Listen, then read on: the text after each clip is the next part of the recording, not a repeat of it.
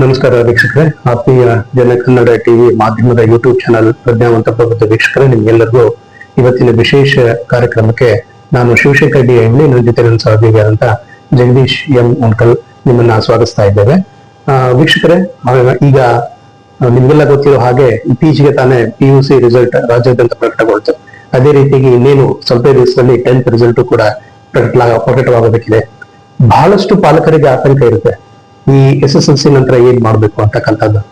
ಈ ಪ್ರಶ್ನೆಗೆ ಉತ್ತರ ಹುಡುಕೋದೇ ಕಷ್ಟ ಅಂತಂದ್ರೆ ತಪ್ಪಾಗ್ಲಿಕ್ಕಿಲ್ಲೇನೋ ಅನ್ಸುತ್ತೆ ನನಗೆ. ಹಾಗಾಗಿ ಇವತ್ತು ಹುಬ್ಬಳ್ಳಿಯ Karnataka chamber of commerce and industry ಆವರಣದಲ್ಲಿ ಒಂದು ವಿಶೇಷ ಕಾರ್ಯಕ್ರಮವನ್ನು ಆಯೋಜನೆ ಮಾಡಲಾಗಿದೆ. ಏನಂದ್ರೆ ವಾಟ್ ನೆಕ್ಸ್ಟ್ ಆಫ್ಟರ್ SSLC ಅಂತಕ್ಕಂಥ ಒಂದು ಕಾರ್ಯಕ್ರಮ. ಆ ಕಾರ್ಯಕ್ರಮದಲ್ಲಿ ರಿಸೋರ್ಸ್ ಪರ್ಸನ್ ಆಗಿ ಭಾಗವಹಿಸ್ತಿರ್ತಕ್ಕಂಥವ್ರು ನಿಮ್ಗೆ ಆಶ್ಚರ್ಯ ಅನಿಸ್ಬೋದು. ನಮ್ಮ ಹುಬ್ಬಳ್ಳಿಯಲ್ಲಿ ಇರ್ತಕ್ಕಂಥ ಇಳ್ಳೂರು ಮೋಹನ್ ರಾಜ್ ಅವರು ವಿಶೇಷವಾಗಿ ಪ್ರಧಾನಮಂತ್ರಿ ನರೇಂದ್ರ ಮೋದಿ ಅವರಿಂದ ಸನ್ಮಾನಿಸಲ್ಪಟ್ಟಂತಹ ವ್ಯಕ್ತಿ. ಈ ಎಜುಕೇಶನ್ ಫೀಲ್ಡ್ ನಲ್ಲಿ ವಿಶೇಷವಾದ ಅನುದಾನ ಮಾಡೋದಕ್ಕೋಸ್ಕರ ವಿಶೇಷವಾಗಿ ವಿದ್ಯಾರ್ಥಿಗಳಿಗೆ ಹಾಗೂ ಪಾಲಕರಿಗೆ ಸರಿಯಾದ ಮಾಹಿತಿಯನ್ನ ನೀಡತಕ್ಕಂತಹ ಒಬ್ಬ ರಿಸೋರ್ಸ್ ಪರ್ಸನ್ ಅಂದ್ರೆ ತಪ್ಪಾಗ್ಲಾರ್ದು. ಅವರ ಕಾರ್ಯಕ್ರಮವನ್ನ ಇವತ್ತು ನಾವು ನಮ್ಮ ಜನ ಕನ್ನಡ ಟಿವಿ ಮಾಧ್ಯಮದ ಮುಖಾಂತರ ನೇರ ಪ್ರಸಾರಗೊಳಿಸಿದ್ದೀವಿ. ಇದು ಹಲವಾರು ವಿದ್ಯಾರ್ಥಿಗಳಿಗೆ ಹಾಗೂ ವಿಶೇಷವಾಗಿ ಅವರ ಪಾಲಕರಿಗೂ ಕೂಡ ಅನುಕೂಲಕರವಾಗಲಿದೆ ಅಂತಕ್ಕಂಥದ್ದು ನಮ್ಮ ಅಭಿಪ್ರಾಯ. ಬನ್ನಿ ಹಾಗಿದ್ರೆ ಒಂದು ನಮ್ಮ ಅತಿಥಿಯನ್ನ ಮಾತನಾಡಿಸೋಣಂತೆ. ನಮಸ್ಕಾರ ಸರ್. ನಮಸ್ತೆ ಸರ್, ಈ ಕಾರ್ಯಕ್ರಮಕ್ಕೆ ನಿಮಗೆ ನಾವು ಸ್ವಾಗತ ಮಾಡ್ತಾ ಇದ್ದೇವೆ. ಈ ವಾಟ್ ನೆಕ್ಸ್ಟ್ ಆಫ್ಟರ್ SSLC ಕಾರ್ಯಕ್ರಮ ಇವತ್ತೇನು ಇನ್ನೇನು ಜರುಗಲಿದೆ ಅದ್ರ ಕುರಿತು ತಾವು ಮಾತನಾಡುವುದಾದ್ರೆ ಮತ್ತು ತಮ್ಮ ಸಂಕ್ಷಿಪ್ತ ಪರಿಚಯ. ನನ್ನ ಹೆಸರು ಗೊತ್ತಿದ್ದಂಗೆ ಇಳ್ಳೂರು ಮೋಹನ್ ರಾಜ್ ಅಂತ. ನಾನು ಮೊದಲು ಕೊಟಕ್ ಮಹೇಂದ್ರ ಬ್ಯಾಂಕ್ ನಲ್ಲಿ, ಅದಕ್ಕಿಂತ ಮುಂಚೆ ವೈಶ್ಯ ಬ್ಯಾಂಕ್ ಅಲ್ಲಿ, ಅದಕ್ಕಿಂತ ಮುಂಚೆ ವೈಶ್ಯ ಬ್ಯಾಂಕ್ ಅಲ್ಲಿ ಮತ್ತು ಸಾಕಷ್ಟು ಶಿಕ್ಷಣ ಸಂಸ್ಥೆಗಳಲ್ಲಿ ನಾನು ಪ್ರೊಫೆಸರ್ ಆಗಿ ಕೆಲಸ ಮಾಡಿದ್ದೀನಿ. ಈಗ ಕರೆಂಟ್ಲಿ ಒಂದು ಮೆರಿಟ್ಯೂಡ್ ಸ್ಕಿಲ್ ಡೆವಲಪ್ಮೆಂಟ್ ಅಂತ ಒಂದು ಸಂಸ್ಥೆ ಇದೆ. ಅಲ್ಲಿ ನರೇಂದ್ರ ಮೋದಿಜಿಯವರ ಅಂಡರ್ PMKVY ಪ್ರೋಗ್ರಾಮ್ಸ್ ಇರುತ್ತೆ. ಆಲ್ ಸೆಗ್ಮೆಂಟ್ಸ್, ವಿದ್ಯಾರ್ಥಿಗಳು ಇರ್ಬೋದು, ನಾಗರಿಕರು ಇರ್ಬೋದು, ಸೀನಿಯರ್ ಸಿಟಿಜನ್ಸ್ ಇರ್ಬೋದು, ಅವ್ರಿಗೆಲ್ಲ ಏನೇನು ಕಾರ್ಯಕ್ರಮ ಇರ್ತವೆ ಅದನ್ನ ತಲುಪಿಸಿ ಅವರಿಗೆ ಪಠ್ಯಕ್ರಮ ಪ್ರಕಾರ ಅವರಿಗೆ ಟ್ರೈನಿಂಗ್ ಕೊಟ್ಟು ಅವ್ರಿಗೊಂದು ದಾರಿ ತೋರಿಸುವಂತ ಕೆಲಸ ಆ ನರೇಂದ್ರ ಮೋದಿಜಿ ಅವರು ಏನ್ ಮಾಡ್ತಿದ್ರೆ ಆ ಜವಾಬ್ದಾರಿ ಎಂಟೈರ್ ಉತ್ತರ ಕರ್ನಾಟಕದ ಜವಾಬ್ದಾರಿ ನಮ್ಗೆ ಕೊಟ್ಟಿದ್ದಾರೆ. ಅದನ್ನು ನಾವು ಮಾಡ್ತಾ ಇದೀವಿ. ಈಗ ಕಮಿಂಗ್ ಟು ವಾಟ್ ನೆಕ್ಸ್ಟ್, ಇವತ್ತು ನಮ್ಗೆ ಏನಾಗ್ಬಿಟ್ಟಿದೆ ಅಂದ್ರೆ ಪಾಲಕರಿಗಾಯ್ತು, ವಿದ್ಯಾರ್ಥಿಗಳಿಗಾಯ್ತು ಮತ್ತು ಗುರುಗಳಿಗೆ ಆಯ್ತು, ಏನಾಗಿದೆ ಅಂದ್ರೆ ಗುರುಗಳಿಗೆ ಸಮಸ್ಯೆ ಅಂದ್ರೆ ಹೇಗಾರ ಮಾಡಿ ಸಿಲೆಬಸ್ ಮುಗಿಸೋದು ನಿಜ. ಪಾಲಕರ ಪರಿಸ್ಥಿತಿ ಏನಾಗಿದೆ ಅಂದ್ರೆ ನಾವು ಫೀಸ್ ಕಟ್ಟಿದೀವಿ, ಮಕ್ಕಳು ನಾವು ಕೈ ಕೊಟ್ಟಿದೀವಿ, ಅವ್ರು ಏನ್ ಮಾಡ್ತಾರೋ ಮಾಡ್ಲಿ ಅಂತ. ಮಕ್ಕಳಿಗೆ ಏನಾಗಿದೆ ಅಂತಂದ್ರೆ ನಾವು ಏನು ಮಾಡ್ಬೇಕು ಅನ್ನೋದೇ ನಮ್ಗೆ ಸರಿಯಾಗಿ ಒಂದು ದಾರಿ ಸಿಗ್ತಾ ಇಲ್ಲ. ಆ ದಾರಿ ಏನು ಅನ್ನೋದನ್ನ ಅವ್ರು ಮುಟ್ಲಿ, ಅವರ ಜವಾಬ್ದಾರಿ ಏನು, ಪಾಲಕರ ಜವಾಬ್ದಾರಿ ಏನು, ಗುರುಗಳ ಜವಾಬ್ದಾರಿ ಅನ್ನೋದನ್ನು ಸವಿಸ್ತರವಾಗಿ ಅವ್ರವ್ರ ಜವಾಬ್ದಾರಿಗಳಲ್ಲಿ ಯಾವುದೇ ಫೀಲ್ಡ್ ಮೇನ್ಲಿ ಎಜುಕೇಶನ್, ಯಾಕಂದ್ರೆ ಬಹಳ ಇಂಪಾರ್ಟೆಂಟ್.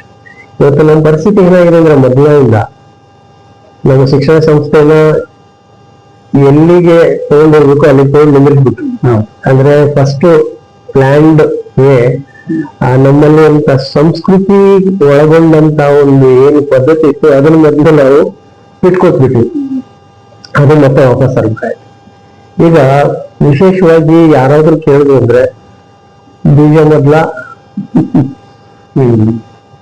ಗಿಡ ಮೊದ್ಲ, ಮೊಟ್ಟೆ ಮೊದ್ಲ, ಕೋಳಿ ಮೊದ್ಲ, ಜಸ್ಟ್ ಅದೆಲ್ಲ ಇರ್ಲಿ.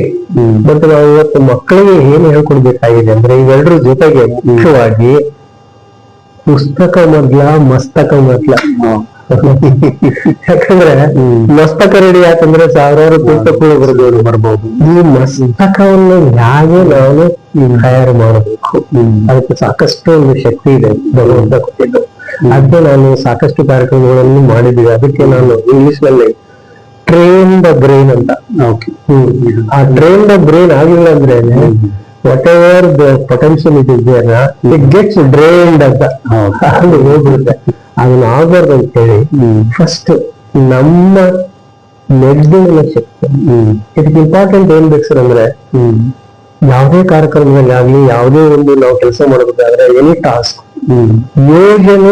ಯೋಚನೆ ಇಂಪಾರ್ಟೆಂಟ್. ಯೋಚನೆ ಯಾರು ಸರಿಯಾಗಿ ಮಾಡ್ತಾರೆ ಅವಾಗೇ ನಮಗೆ ಸಿಗುವುದು ಮುಂದಿಂದು ಪ್ರಯೋಜನ.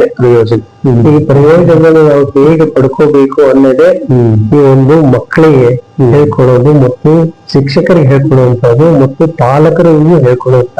ಅದು ನಾನು ಸಾಕಷ್ಟು ಕಡೆ ಈ ಹೋಮ್ವರ್ಕ್ ಒಂದು ಹಾವಳ ಇದೆ.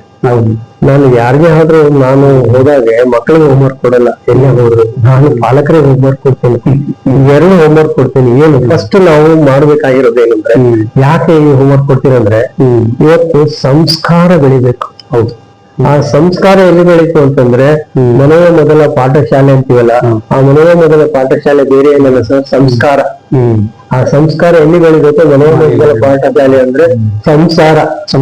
ಆ ಸಂಸಾರದಲ್ಲಿ ಸಂಸ್ಕಾರ ಬೆಳಿಬೇಕಂದ್ರೆ ನನ್ನ ಆಚಾರ ವಿಚಾರಗಳು ಸರಿ, ಆಚಾರ ವಿಚಾರಗಳು ಸರಿ ಆದ್ರೆ ಸಂಸ್ಕಾರದ ಜೊತೆಗೆ ಪ್ರಚಾರ ಬರುತ್ತೆ. ನನಗೊಂದ ಪ್ರಚಾರ ಅಲ್ಲ, ನನ್ನ ಸಂಸ್ಕೃತಿ ಬಗ್ಗೆ ಪ್ರಚಾರ, ನಮ್ಮ ಮಕ್ಕಳ ಮುಂದಿನ ಪೀಳಿಗೆ ಬಗ್ಗೆ ಯಾರು ಹೇಗೆ ಏನು ಅವರಲ್ಲಿ ಅಡಿಗಿರುವಂತ ಶಕ್ತಿಯನ್ನು ಹೊರಗೆ ತರೋದಕ್ಕೊಂದು ಪ್ರಚಾರ ಆಗುತ್ತೆ. ಅದಕ್ಕೆ ಯೋಚನೆ ಅದರಲ್ಲಿ ಎರಡೇ ಡಿಫ್ರೆನ್ಸ್.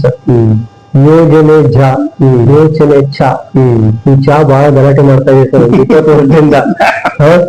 ಯಾಕಂದ್ರೆ ಯಾಕೆ ಮಾತಾಡ್ತೀವಿ, ಇವತ್ತು ಚಾ ಮಾಡಿದವರು ಇವತ್ತು ದೇಶದ ಚುಕ್ಕಾಣಿಯನ್ನು ಹಿಡಿದಿದ್ದಾರೆ ಅಂತಂದ್ರೆ ಅದ್ರಲ್ಲಿ ಎಲ್ಲಾರು ನಾವು ಮಾಡ್ಕೋಬೇಕು.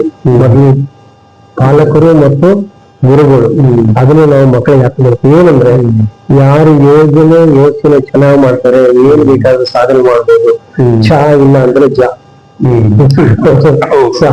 ಆಗ್ಬಾರ್ದು. ಇವತ್ತು ನಾವು ಮದುವೆ ಅಂದ್ರೆ ಏನಾದ್ರು ಒಂದು ಸಾಧನೆ ಮಾಡ್ಬೇಕು. ಆ ಸಾಧನೆ ಹೇಗೆ ಅಂತ ಹೇಳಿ ಮಾಡೋದು ಮಕ್ಕಳಿಗೆ ಹೇಳ್ಕೊಳ್ಳೋದು ಒಂದು ದೊಡ್ಡ ಉದ್ದೇಶ ಸರ್ ಈ ಕಾರ್ಯಕ್ರಮ.